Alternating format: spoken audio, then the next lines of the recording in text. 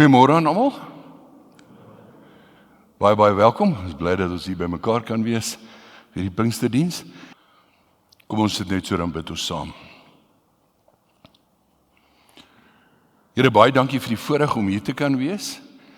Dankie vir die geleentheid soos Pinkster om net so bietjie stil te raak, bietjie ons af te sny van die res van ons druk lewens soms en net onsself 'n bietjie te verdiep in u woord en wat ons tema hierdie jaar aan betref in die werking van die Gees. Ons wil bid dat u vir ons vanoggend sal seën en sal lei en perspektief sal gee ten opsigte van die gawes van die Heilige Gees, waaroor daar baie gepraat en geskryf word, maar baie van die dinge ons ook deurmekaar maak. Ons wil regtig bid vir daai leiding wat net die Gees kan gee wat vir mense perspektief bring.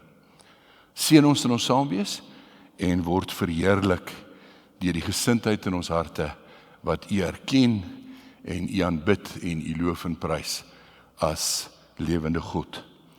Ons gebed is op grond van die soenverdienste van Jesus Christus. Amen. Dus ons tema vir oggend kan ek beskryf as 'n breë oorsig oor die gawes van die Heilige Gees, ook in Grieks charismata, en daarvandaan die naam charismatiese kerke wat baie meer as die gereformeerde kerke fokus op die gawes van die Heilige Gees, waarvan ons veral in Pinkstertyd lees en daarna, maar hulle fokus ook baie daarop in terme van vandag. Maar ons tema, 'n breë oorsig oor die gawes van die Gees, toe en nou. En met toe bedoel ek toe die Heilige Gees uitgestort is, en met nou natuurlik ons hedendaagse situasie. Nou, gawes van die Gees is iets heeltemal anders as die vrug van die Gees. En DV sal Dominee Werner nou vanaand en môreoggend stil staan by die vrug van die Heilige Gees. So ek wil nie vandag enigstens stil staan by die vrug van die Gees nie, maar net by die gawes van die Gees. Ek het 7 hoofpunte, maar meeste van hulle baie kort. Ek dink daar's eintlik net een van die 7 wat lank is. 7 kort hoofpunte. Die eerste hoofpunt is een van die lyste van die gawes van die Heilige Gees wat Paulus vir ons neergeskryf het, en ons gaan dit lees uit 1 Korintiërs hoofstuk 12, net vers 1 tot 11. Dis nie noodwendig al die gawes nie, maar dit is waarskynlik die meer volledige lysie in die Nuwe Testament. 1 Korintiërs 12 vanaf vers 1. Wat die gawes van die Gees betref, broers, wil ek hê dat julle ingelig moet wees. Julle weet dat, toe julle nog heidene was, julle blindelings na die stom afgode meegevoer is. Daarom wil ek hê, julle moet weet, dat iemand wat sê, vervloek is Jesus, nie deur die Gees van God praat nie. En niemand kan sê, Jesus is die Here, behalwe deur die Heilige Gees. Daar is 'n verskeidenheid van genadegawes, maar dit is dieselfde Gees wat dit gee. Daar is 'n verskeidenheid van bedieninge, maar dit is dieselfde Here wat die opdrag gee. Daar is 'n verskeidenheid van kragtige werkinge, maar dit is dieselfde God wat alles in almal tot stand bring. Aan elkeen afsonderlik word 'n werking van die Gees gegee tot voordeel van almal. Aan die een word deur die Gees die gawe gegee om 'n woord van wysheid te praat. Aan 'n ander woord van kennis deur dieselfde Gees. Aan die een geloof deur dieselfde Gees. Aan 'n ander genadegawes van gesondmaking deur die een Gees. Aan die een gee hy die krag om wonders te doen, aan 'n ander die gawe om God se boodskap te verkondig, en aan nog 'n ander die gawe om tussen die geeste te onderskei. Aan nog een gee hy die gawe om ongewone tale of klanke te gebruik, en aan 'n ander om dit uit te lê. Maar al hierdie dinge is die werk van een en dieselfde Gees, wat aan elkeen afsonderlik 'n gawe uitdeel soos hy wil. Tweedens gaan ons praat oor die doel van die gawes en die konteks. En ek wil sommer tegelyk oor die doel en die konteks praat. En ek wil ook noem dat dit iets is wat mens nooit uit die oog moet verloor nie. Wanneer mens oor die gawes lees in die Nuwe Testament, moet jy baie bewus wees van wat was die konteks. As jy vandag oor die gawes praat en nadink, moet jy baie bewus wees van hoe die konteks intussen tot 'n mate verander het. So dit moet toe en nou in ag geneem moet word. Nou by konteks en situasie en die doel, wil ek eerstens praat oor wat die situasie was ten opsigte van die vroegste verkondiging van die woord deur die getuies wat Jesus aangewys het, wat gewys het wat nou die apostels was. Ons kan praat van 'n sendingssituasie, want dit was 'n sendingssituasie. Maar dit is nie altyd vir my die beste woord nie. Ek dink ons kan ook verwys na 'n getuienissituasie. So in die eerste situasie kry ons dat Jesus die apostels aanwys, uitstuur, gesê, gaan vertel vir die wêreld die evangelion, die goeie nuus van Jesus Christus. En dan verkondig hulle die evangelie in 'n nuwe dorp, in 'n nuwe stad, in 'n nuwe provinsie, uiteindelik in nuwe lande.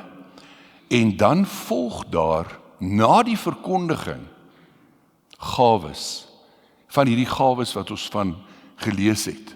Dinge soos gesondmaking, spreek in tale, en so meer, en so meer. Nou die twee belangrikste tekste in hierdie verband is Handelinge, veral Handelinge 3, van vers 1 tot 10, en dan Handelinge 5, van vers 12 tot 16. En daar lees ons dat daar, wanneer die apostels die woord verkondig het, mense hulle siekes gebring het, en opdraagbare uitgedra het, en dan staan daar dat wanneer Petrus daar verby gegaan het, en selfs net sy skaduwee op van hulle geval het, hulle genees is. So daar was geweldig baie genesings. Dan wat my aan betref, die belangrikste teks om te onthou en te ken, is Markus 16, vers 15 tot 20, maar veral vers 20. Markus 16, nou Markus 16 is die laaste hoofstuk van Markus. Ek lees volledigheidshalwe van vers 15 af en herhaal dan vers 20. Dit is nou Jesus het vir hulle gesê, gaan uit die hele wêreld in en verkondig die evangelie aan die hele mensdom. Wie tot geloof gekom het en gedoop is, sal gered word. Wie nie glo nie, sal veroordeel word. Die volgende wondertekens sal voorkom by die wat glo. In my naam sal hulle duiwels uitdrywe, in ander tale sal hulle praat, met hulle hande sal hulle slange optel, en as hulle iets drink wat dodelik giftig is, sal dit hulle geen kwaad doen nie. Hulle sal siekes die hande oplê, en die sal gesond word. Nadat die Here Jesus dit vir hulle gesê het, is hy in die hemel opgeneem, en het hy aan die regterhand van God gaan sit. Hulle het toe die evangelie oral gaan verkondig. En die Here het met hulle saamgewerk en hulle prediking bekragtig deur die wondertekens wat daarop gevolg het. As jy net een teks kan onthou hierdie een. Markus 16 vers 20.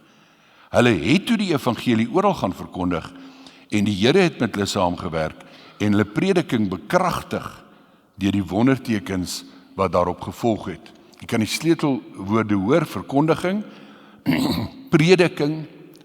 Die prediking is bekragtig deur die wondertekens wat daarop gevolg het, omdat die Here met hulle saamgewerk het en die verkondiging bekragtig het. Dan naas die sendingssituasie of getuienissituasie was daar die vroegste eredienste.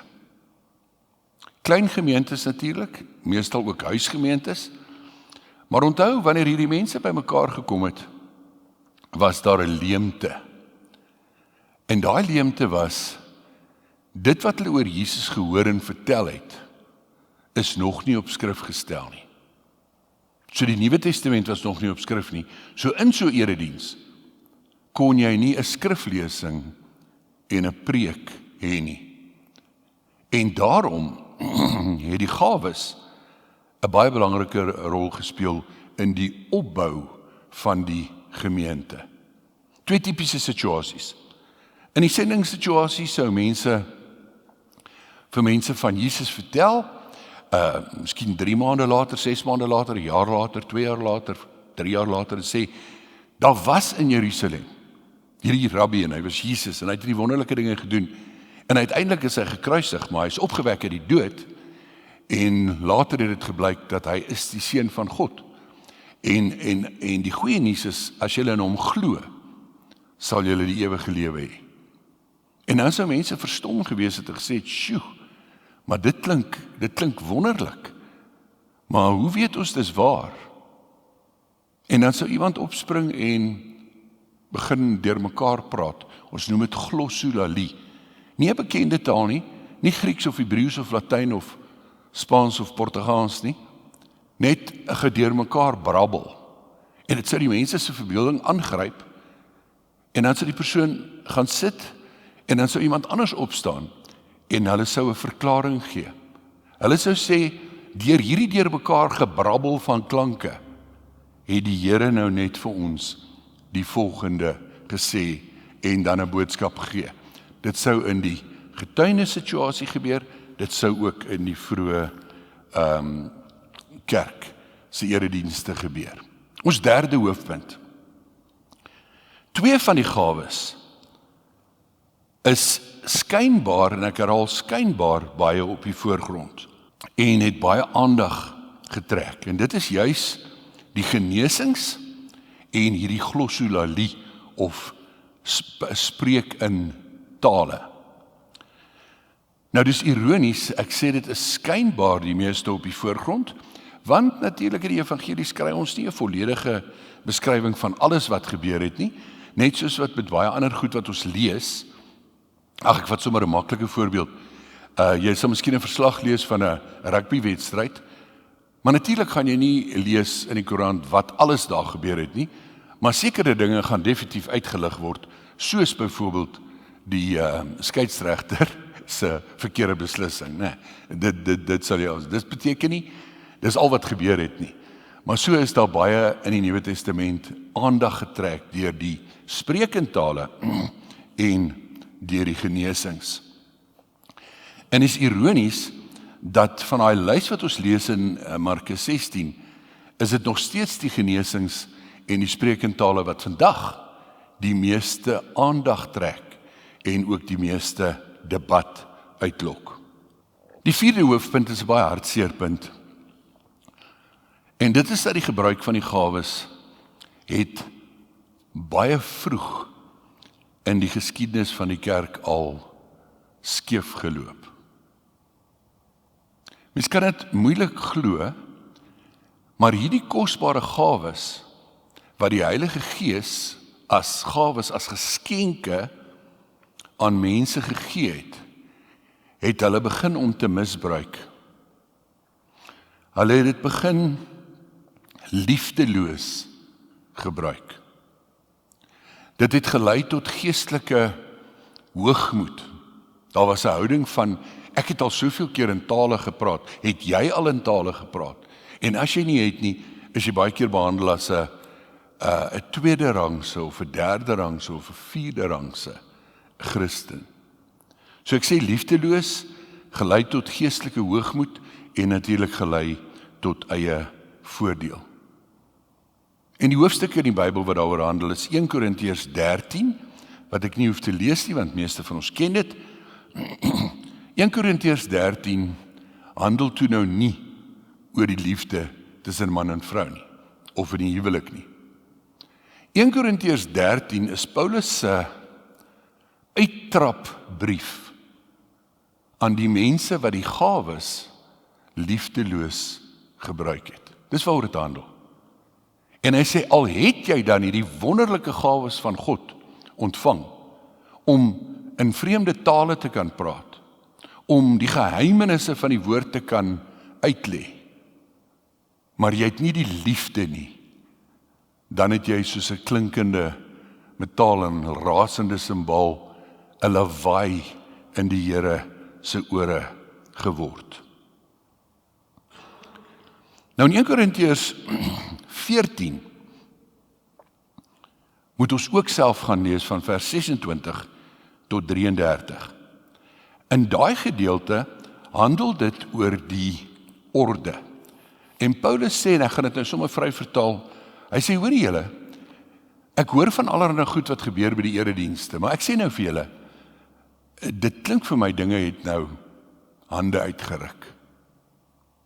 Hy sê dit is net nie ordelik as elke die een en dan daai een en dan daai een en daai een opspring in 'n erediens en in tale begin praat nie.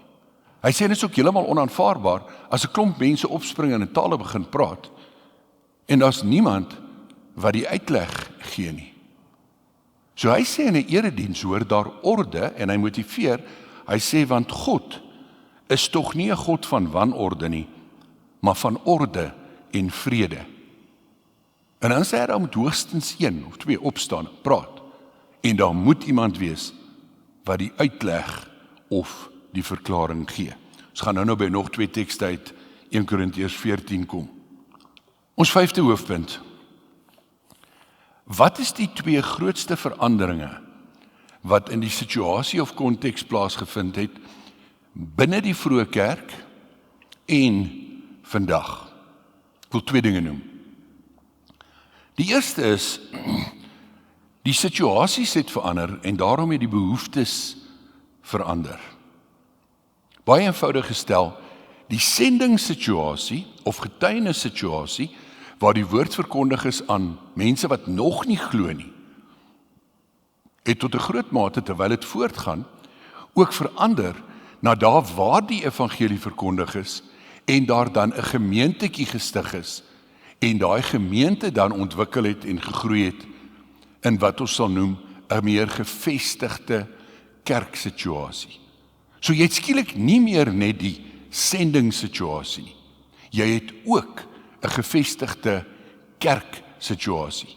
En die behoeftes in 'n kerk of 'n gemeente is anders as in die sendingveld.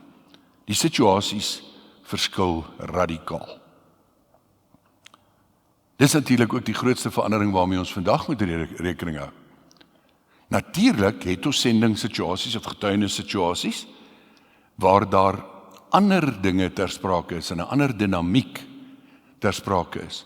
Maar ons het meestal te doen met gevestigde kerksituasies en ons moet versigtig wees om nie te verwag dat die dinge wat in 'n sendingssituasie gebeur en nodig is om te gebeur, noodwendig in 'n gevestigde kerksituasie gaan gebeur nie. Later, die grootste tweede verandering, die Nuwe Testament op skrif. En ek is oortuig dat vandat die Nuwe Testament op skrif is, sommige van die gawes van die Gees baie meer op die agtergrond geskuif het. En dat daar selfs nuwe gawes van die Gees meer op die voorgrond geskuif het in 'n gevestigde kerksituasie waar 'n mens die Nuwe Testament op skrif het.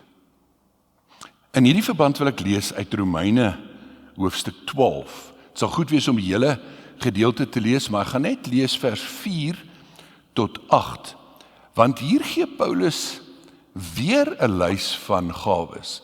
Maar dit is interessant dat jy in hierdie lys 'n bietjie van 'n verskuiwing kan hoor plaasvind.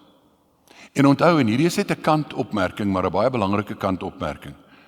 Onthou net, Paulus het nie sy briewe in die volgorde geskryf, soos wat ons hulle in die Nuwe Testament het nie. In die Nuwe Testament is Paulus se briewe georden van die langste na die kortste. Die kronologiese volgorde is anders. En Romeine is geskryf nadat Korintiërs geskryf is. So let 'n bietjie op wat ek wil noem die verskuiwing en die klem op sekere gawes en die byna weglaat van sekere gawes. Romeine 12 van vers 4 af. Ons het baie lede in een liggaam, en die lede het nie almal dieselfde funksie nie. Net soos al is ons baie, in Christus een liggaam, en almal afsonderlik lede van mekaar. Ons het genadegawes wat van mekaar verskil, volgens die genade wat God aan elkeen van ons gegee het. As dit die gawe is om God se boodskap te verkondig, laat ons dit gebruik in ooreenstemming met die geloof wat ons bely. As dit is om te dien, laat ons dien. As dit is om onderrig te gee, laat ons onderrig gee. As dit is om mense te bemoedig, laat ons hulle bemoedig. As ons gee, laat dit sonder bybedoelings wees. As ons leiding gee, dan met toewyding. As ons ander help, dan met blymoedigheid. Ons 6de hoofpunt. 2 voorbeelde van die 2 gawes van die Heilige Gees wat die meeste volgens my moes verander het, maar die 2 waaroor daar die meeste gestry word en onmin is tussen kerke, en dit is natuurlik die glossolalie, of dan spreek in tale. Ek herhaal nie die sprekende bekende taal nie, net het deur mekaar klanke gebrabbel, en die tweede is natuurlik sogenaamde geloofsgenesings. Ek wil baie eerlik my standpunt gee oor die rol van glossolalie of die spreek in tale in eredienste vandag. En ek weet hierdie gaan uitgesaai word op Facebook en YouTube, so ek wil niemand aanstoot gee nie. En ek doen dit nie liefdeloos nie. Maar ek wil dit baie eerlik en baie reguit doen.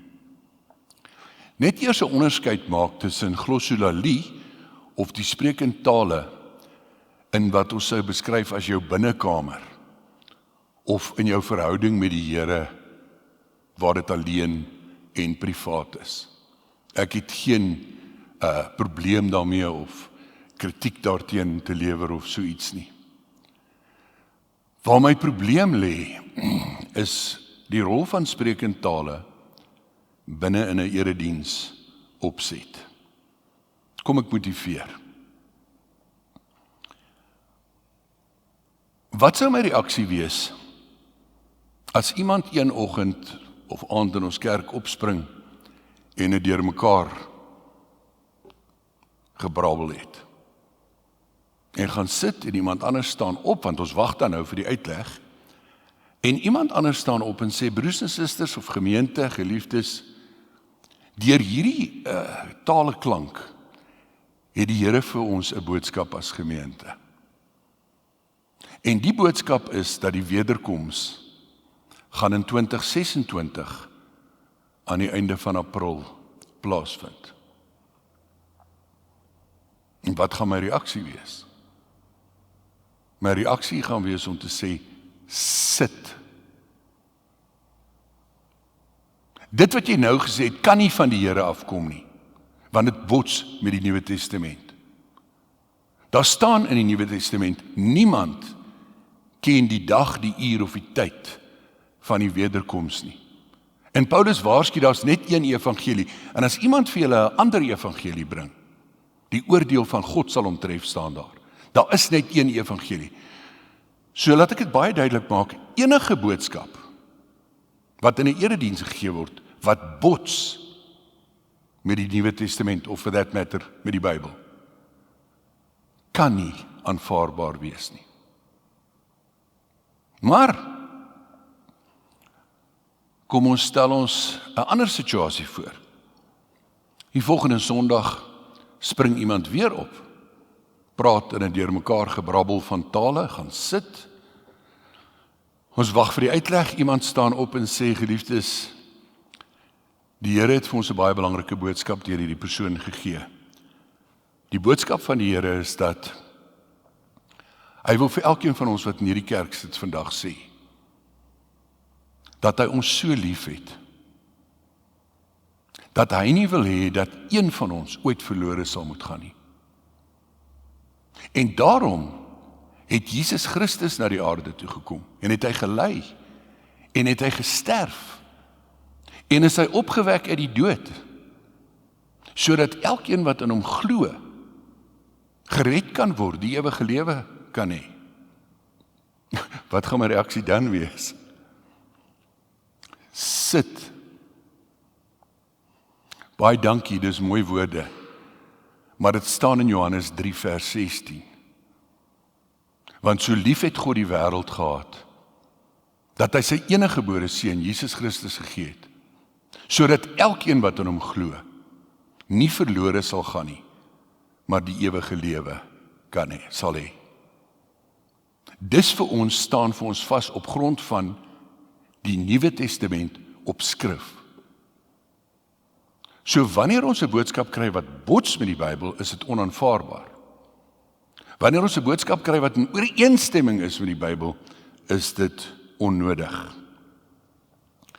Ek lees uit 1 Korintiërs 14, twee miskien minder bekende tekste. Eers vers 18 en 19 en dan vers 22. Ek dank God dat ek meer ongewone tale of klanke gebruik as julle almal.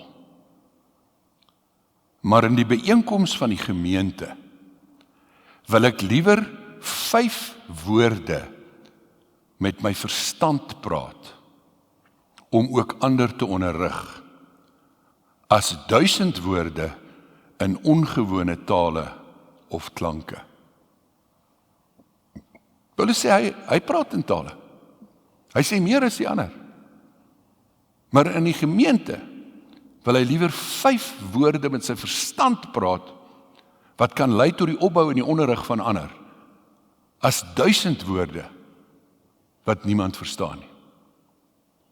Vers 22. So is die gebruik van ongewone tale of klanke dan 'n teken vir ongelowiges en nie vir gelowiges nie. Daarteenoor is die verkondiging van God se boodskap vir gelowiges en nie vir ongelowiges nie. Ek wil dit vry vertaal. Paulus sê met ander woorde, hy verstaan baie beter die rol van hierdie aangrypende gebeurtenis in 'n sendingssituasie waar iemand begin brabbel en iemand anders gee 'n uitleg en mense wat nog nie glo nie, hoor hierdie boodskap, hulle is aangegryp en gesê, "Sjoe, hierdie is 'n boodskap van God." Maar dat hy sê binne in 'n gemeente vir mense wat reeds glo, het dit nie dieselfde effek nie. Kom ons wees ook maar eerlik. In ons tyd, omdat ons so baie blootgestel word aan allerlei bedrog en misleiding en misleidende advertensies en beloftes en so meer, is ons 'n baie meer skeptiese gemeenskap. Die tweede, sogenaamde geloofsgenesings. En ek noem dit vir meer as een rede, sogenaamde geloofsgenesings. Die beter of meer korrekte term sal wees goddelike genesing. Nou gaan begin deur ook net my eie standpunt eers baie eerlik, baie reguit te gee ten opsigte van goddelike genesing. Ek glo met my hele hart in goddelike genesing. Maar ek wil dit kwalifiseer. Ek glo in goddelike genesing met of sonder middele. Die twee mooi teologiese woorde wat ons gebruik is, God werk middelik deur middels te gebruik, maar God kan ook werk en genees sonder om middels te gebruik. Ek glo in goddelike genesing met of sonder middele. Soms bid ons vir iemand en ons staan net verstom oor hoe die Here werk en hoe hier iemand net genees. Hoeveel keer in my bediening het ek dit beleef dat mense by 'n bed staan en dokters die familie bymekaar roep en sê, menslik gesproke, is daar niks wat ons verder kan doen nie. En dan gryp God in. En dan word mense gesond. Dit gebeur. Maar meermale gebruik die Here middele. Dis nog steeds God wat die genesing gee. Want hy gee die middele. Ek noem enkeles. God genees soms deur chirurgie. En nou wil ek 'n paar terme noem wat sommer lekker rym met die woord terapie. Soms is dit chirurgie, soms is dit chemoterapie. Soms is dit farmakoterapie. Almal ken die woord, dit is 'n pragtige woord, né? Farmakoterapie, pharmacological, medisyne, pille, strope, met ander medikasie. Dan psigoterapie, fisioterapie, en een van my gunstelinge, waterterapie. Weet julle hoeveel makliker is dit om jou moves te maak as jy oorgewig is of jou rug is baie seer in die water as op die land? Julle moet bietjie waterterapie ondersoek. Maar, waarin glo ek nie? Ek glo nie in geloofs of goddelike genesings op die sirkustyl, soos wat dit vandag toegepas word in talle kerke, en wat ons in talle televisie en ander internet-uitsendings sien nie. Maar laat ek motiveer. Waarom is ek so verskriklik negatief en skepties oor die sirkustyl van sogenaamde geloofsgenesings? Ek noem die volgende punte. 'n aantal jare, en ek volg hierdie ding al baie jare, 'n aantal jare gelede het CNN, die nuuskanaal, het 'n dokumentêre program gedoen waarin hulle vir 2 jaar lank 2 van die op daai stadium bekendste geloofsgenesers in die wêreld gevolg het. En hulle aanbiedings en programme in goed oral bygewoon het. In 2 jaar kon CNN se span nie een bevestigde geval van 'n genesing kry nie. Nou wat is 'n bevestigde geval? 'n Bevestigde geval is nie sommer net as iemand opspring uit 'n reistool of rolstoel en sê ek is genees nie. 'n Bevestigde geval is bloedtoetse voor die tyd, bloedtoetse na die tyd. 'n Skandering voor die tyd of 'n skandering na die tyd. Dit is bevestigde gevalle. Nie een geval in 2 jaar nie. Dan in die volgende weet ek eerstehands, een van die sogenaamde genesers was ook in Suid-Afrika en trek natuurlik ook duisende mense soos gewoonlik. En ek het iemand geken wat betrokke was by die aksie in Suid-Afrika. En die persoon wat ek oor 'n periode van jare ken, het vir my gesê, toe nog gesê, oom, ek was daar. Ons weet van werklose mense wat geplant is, vir wie daar R1000 gegee is, om in 'n rolstoel of reistoel ingestoot te word op die verhoog, en wanneer daar gebid is, op te spring en te sê, ek is genees. My derde punt van beswaar is die selektiewe toestande wat sogenaamd genees kan word. Onthou net, dis altyd selektiewe toestande. Jy sal baie keer hoor, van iemand se een been wat korter is as die ander, en dan word daarvoor gebid, en dan word die been nou bietjie langer. Maar jy sal nooit hoor van 'n gebreekte been, en daar's voor gebid en die been is onmiddellik genees nie. Of 'n geamputeerde voet of wat ook al. Selfs nie eers vir koue of griep nie, daarvoor moet jy maar antibiotika gebruik. Ook nie Alzheimer's nie. En ook nie beroerte nie. Ek wil een ware verhaal vertel. Ongeveer 28 jaar gelede. Iemand in ons gemeente beroerte gehad op 'n baie jong ouderdom, 42. Op daai stadium was die groot naam in terme van geloofsgeneesers pastoor T.B. Joshua in Nigeria. Hy is intussen oorlede. En daar het wonderlike video's verskyn van genesings wat daar plaasvind. En die mense in Suid-Afrika het mal geraak.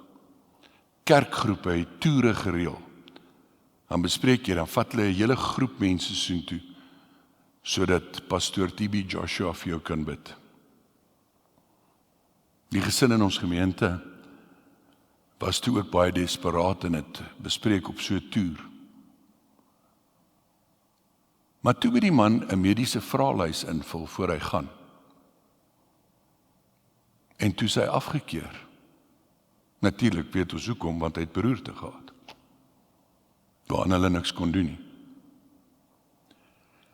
So toe sy afgekeur, nou hoe werk hierdie ding, as jy gekeer moet word om te kwalifiseer, as dit goddelike genesing is?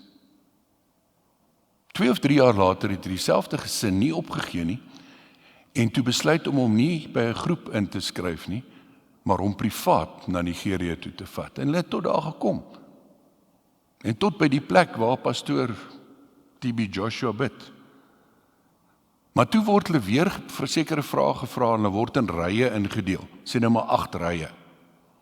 En so staan hulle toe die heel dag in die ry. En aan die einde van die dag het T.B. Joshua toe nooit by daai ry uitgekom nie. En is daar gesê op daai dae, sekere dae, bid hy net vir rye 1, 3, 6 en 7. Ek het nou die dag weer met hom kontak gehad. Hy het maar nog steeds die nagevolge van die beroerte. My volgende punt van kritiek. Ek is meer as skepties wanneer daar by sulke sogenaamde geneesingsdienste geld betrokke is. As ek sê geld betrokke is, praat ek nie van honderde rande of duisende rande nie. Ek praat van miljoene rande en miljoene dollars. Ek praat van geloofsgeneesers wat hulle eie private vliegtuie het. En ek weet van die subtiele druk wat daar op mense gesit word, want daar word eers offergawes geneem voordat daar gebid word.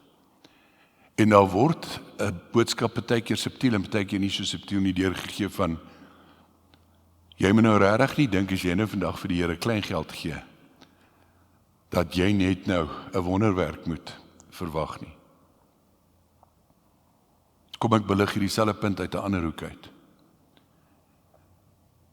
As iemand regtig die gawe het om in ons dag en tyd dood eenvoudig vir mense die hande op te lê en te bid en hulle genees, dan behoort hulle elke uur wat hulle wakker is en die krag het, by ons staatshospitale te wees.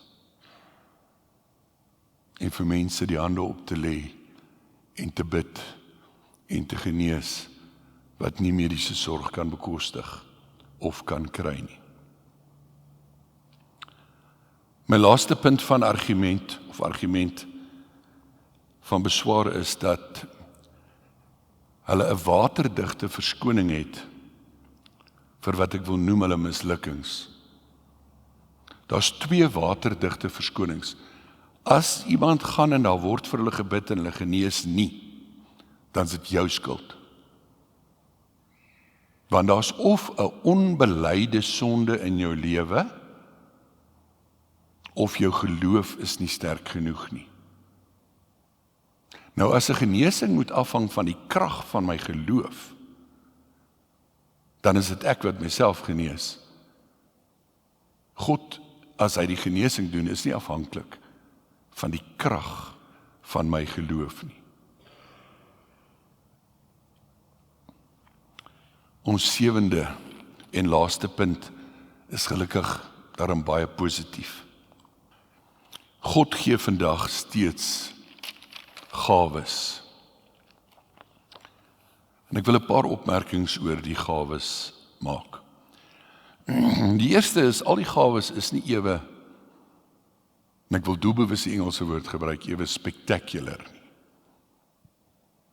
Spreek in tale en genesings, hande oplê, is spectacular gawes. Dan die vrugte van die Gees, waaroor ons dan vanaand en môre hoor, dink ek speel 'n groter rol in ons tyd as die gawes. Dan die gawes verskil in 'n getuienis of sendingssituasie en in 'n gevestigde kerk. In 'n gevestigde kerk het dit nie soseer te doen met die wek van geloof nie, maar met die opbou van die gemeente. En is dit steeds belangrik? Ek glo dat elkeen in ons eie en ander gemeentes 'n gawe van die Gees het. Maar partykeer moet daai gawe nog eers ontdek word.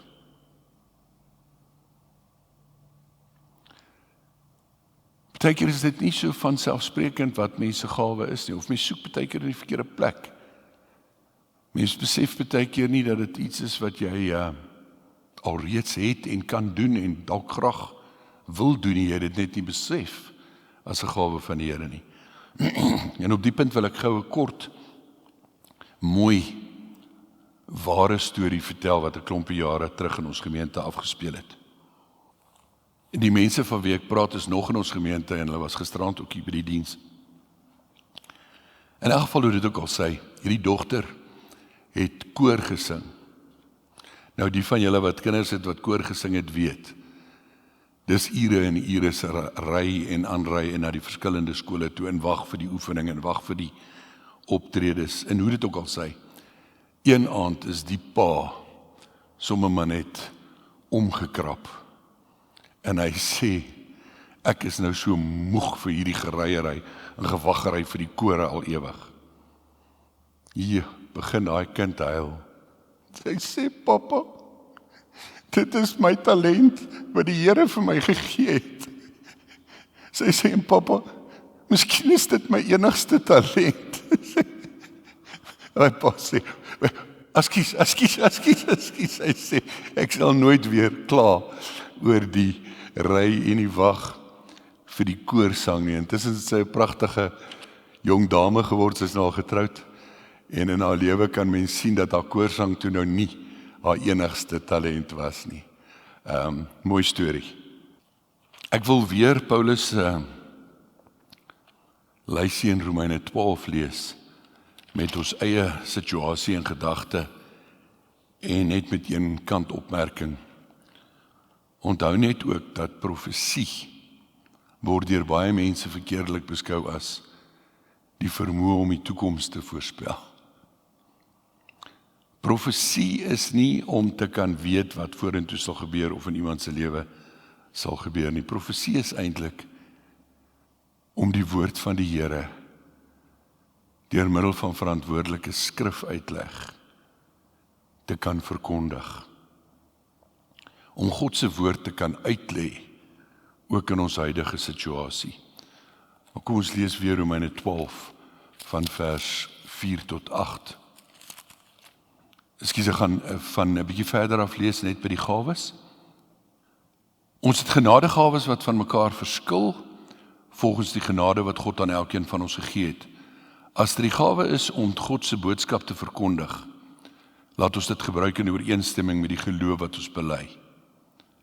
As dit is om te dien, laat ons dien. As dit is om onderrig te gee, laat ons onderrig gee. As dit is om mense te bemoedig, laat ons hulle bemoedig. As ons gee, laat dit sonder bybedoelings wees. As ons leiding gee, dan met toewyding. As ons ander help, dan met blymoedigheid. Enkele voorbeelde van gawes wat vandag belangrik is in die kerk. Heel eerste, woordverkondiging.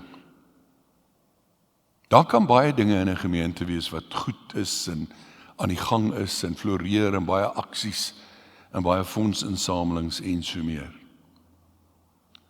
Maar verantwoordelike skrifgebruik en aktuele verkondiging van die woord van God is en bly een van die heel belangrikste van alles wat in 'n gemeente gebeur. Dan iets wat baie minder bekend is. Ons lees daarvan ook in Paulus se lys, die onderskeiding van die geeste. Dit klink nou vreeslik ingewikkeld, maar dit beteken dat daar mense is wat die vermoë het en baie sensitief is vir misleiding en baie gou oneerlikheid en bedrog en bymotiewe en valshede kan waarneem en uitwys.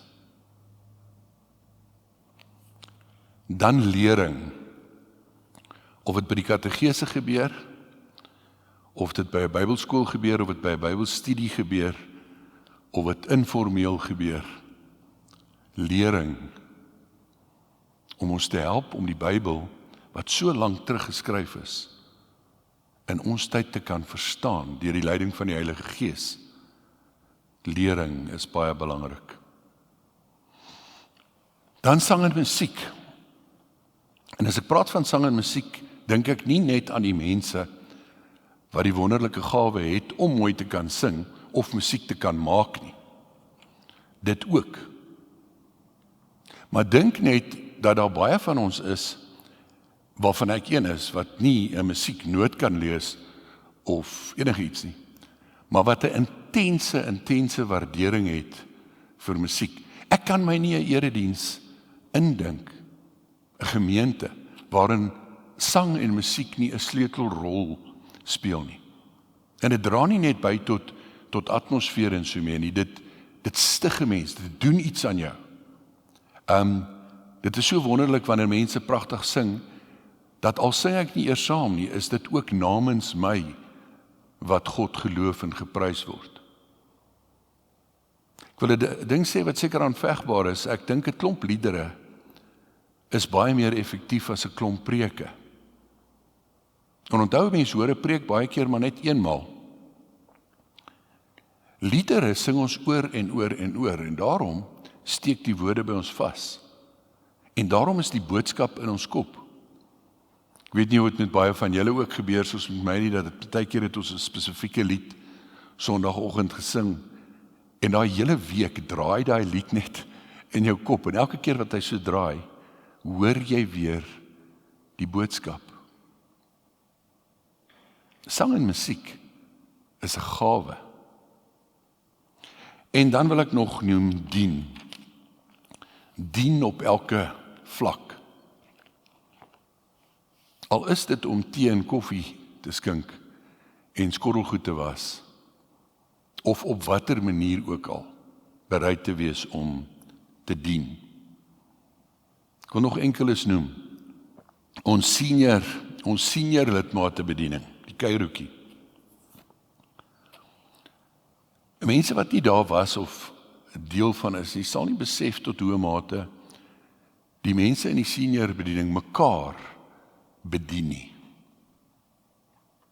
Sal nie weet wat daai byeenkoms vir ongelooflik baie eensame mense beteken nie. Mense wie se kinders ver is of oorsee is, of naby is en afwesig is, of verskriklik besig is met hulle werk, om 'n plek by die kerk te hê, waar jy bedien kan word, en waar jy self ook kan dien. Ongelooflike voorreg. Die gebedsbediening. In die ou tyd was dit op 'n ander manier gedoen. Tydens Pinkster klomp hardop gebede. In ons gemeente word dit soos amper onder die radar gedoen. Maar jy kan jou naam deurgee vir Delien van die gebedsbediening of vir Linda in die kerkkantoor. Jy kan iemand anders se naam opsit. Jy kan partykeer sê dis anoniem. Jy kan partykeer sê die probleem is 'n operasie of kanker. Jy kan partykeer net sê daar's 'n nood. En dan is daar 'n span mense wat bid vir die behoeftes op hierdie lys. Ek wil nog 2 noem. In ons tyd een van die belangrikstes, barmhartigheid. Om barmhartigheid te doen. Om die middele wat nodig is vir barmhartigheid te gee. Of dit mense ouer klere of skoene is en of dit kos is wat jy kerk toe bring, of wat ook al, die nood word net groter en groter en groter. En dan om te gee. Nou gee is een van die wat Paulus noem, dit kan wees om geld te gee, om jou tyd te gee, om middele te gee of om jouself te gee. Maar daar's baie goed wat in 'n kerk nie kan gebeur, as daar nie mense is wat die gawe van die Gees het, en die vermoë het, om finansiëel te kan gee, sodat die bediening kan voortgaan nie. Ek sluit af met 3 baie kort opmerkings. Sien die gawes in perspektief. Ontdek jou eie gawe en gebruik jou gawe. Amen. Dis 'n paar oomblikke geleentheid vir stil gebed.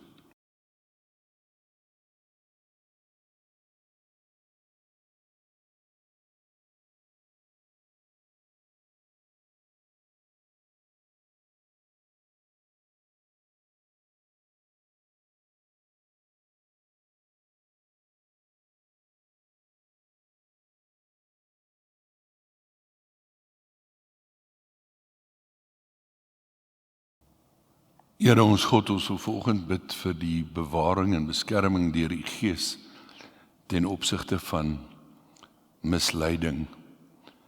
Ons sê vir U dankie vir al die wonders van televisie, die wonders van die sosiale media en die manier waarop boodskappe so maklik wêreldwyd uitgesaai en uitgestuur kan word. Maar ons weet ook dat hierdie forum juis om ideaal leen tot misleiding, wanneer goed opgeblaas word en goed oneerlik gedoen word en mense mislei word en bedrieg word. Ons bid dat U ons sal bewaar teen die verkeerde persepsies wat so maklik gevorm word. Here, dan wil ons bid vir die gawes van die Gees ook in ons eie gemeente. Ons wil bid vir die opbou van ons gemeente en die uitbou van ons gemeente. En dat ons meer en meer 'n dienende gemeente sal wees. Dat ons regtig deur U genade en met dit wat U vir ons gee, 'n wesenlike verskil sal maak in hierdie wêreld. Ver, maar veral ook baie, baie naby. Hier waar die nood sommer so by ons is. Verder bid ons dat U deur U Gees in ons elkeen se harte en gedagtes sal werk, om vir ons te lei in die waarheid. Ons bid dit alles in afhanklikheid van U, en op grond van die soenverdienste van Jesus Christus. Hoor ons asseblief.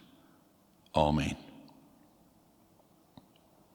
Geliefdes, die genade van die Here Jesus Christus en die genade van God en sy liefde en die lering en oortuiging van God die Heilige Gees bly by elkeen. Amen.